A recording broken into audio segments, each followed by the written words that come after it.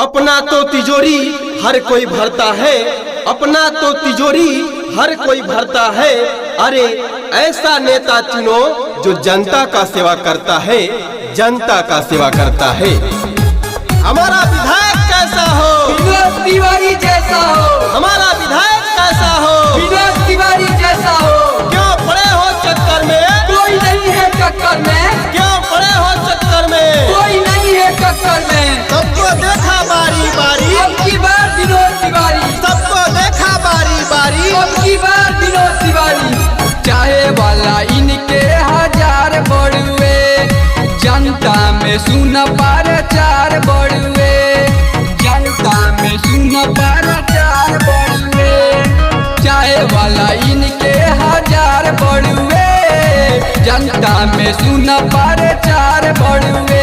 असो विनोद तिवारी के जितावे के बा, असो विनोद तिवारी के जितावे के बा।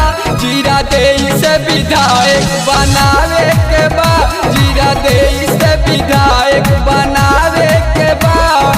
हमारा विधायक कैसा हो? विनोद तिवारी जैसा हो। हमारा विधायक कैसा हो? विनोद तिवारी जैसा हो। क्यों पड़े हो चक्कर में? कोई नहीं है टक्कर में। क्यों पड़े हो चक्कर में? कोई नहीं है टक्कर में। ये तो बनी है विधायक कहो, सुन बड़े जनता लाए कहो, सुन बड़े जनता लाए कहो। युवा के सुना चाहेता बड़े, इकरा लेखा नहीं नेता बड़े। सबके घर घर में ये बतावे के बा, सबके घर घर में ये बतावे के बा। असो विनोद तिवारी के जितावे के बा, जीरा देई से विधायक बनावे के बा। हमारा विधायक कैसा हो? विनोद तिवारी जैसा हो। हमारा विधायक कैसा हो? विनोद तिवारी जैसा हो।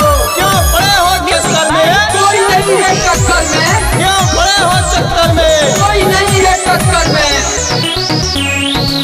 सबका पे सुना ध्यान रहेला, जत में बसल परान रहेला, जत में बसल परान रहेला।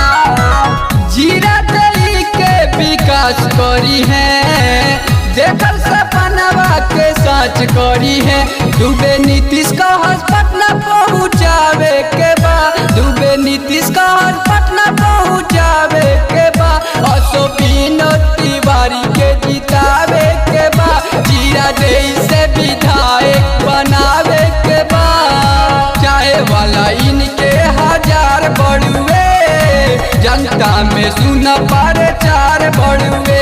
असो विनोद तिवारी के जितावे के बा, असो विनोद तिवारी के जितावे के बा। जीरा देई से विधायक बनावे के बा, जीरा देई से विधायक बनावे के बा। धूम रिकॉर्डिंग स्टूडियो हरिराम चौराहा।